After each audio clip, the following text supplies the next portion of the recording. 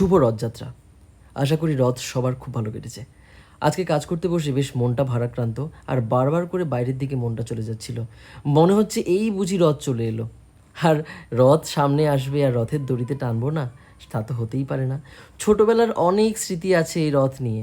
ছোটোবেলা সারা দিন ধরে তাকিয়ে থাকতাম রাস্তার দিকে, কখন রথ আসবে, রথ ধরে টানবো, রথের দড়িতে হাত পড়বে।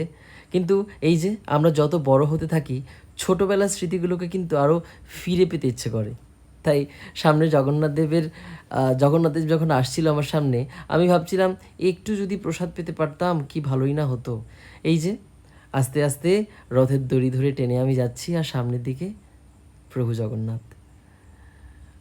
তো প্রভু জগন্নাথ বললেন, ঠিক আছে, তোমার প্রসাদ পেতে ইচ্ছে করছে, হাত বাড়ালেই তো প্রসাদ।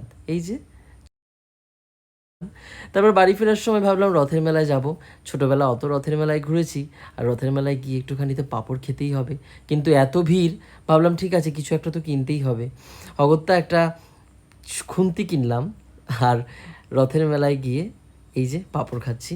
তারপর তারপর শরীরে এক রাশ ক্লান্তি, আর মনে অফুরন্ত ভালো লাগা নিয়ে ঘরে আসা। তারপর রাতের ডিনার, পরের দিনের লাঞ্চ, এগুলো তৈরি করতে করতে তখন রাত 12টা। আর আমি নিয়ে বসলাম এক বাটি পান্তা ভাত, কারণ আমি সকালবেলা ভাতে জল দিয়ে রেখে যাই রাতের বেলা এসে একটু ঠান্ডা পান্তা ভাত খাওয়ার জন্য। পান্তা ভাত কিন্তু শরীরের জন্য খুব ভালো। পান্তা ভাত আর গরম ভাত, সঙ্গে সয়াবিনের তরকারি, ডাল, পটল ভাজা।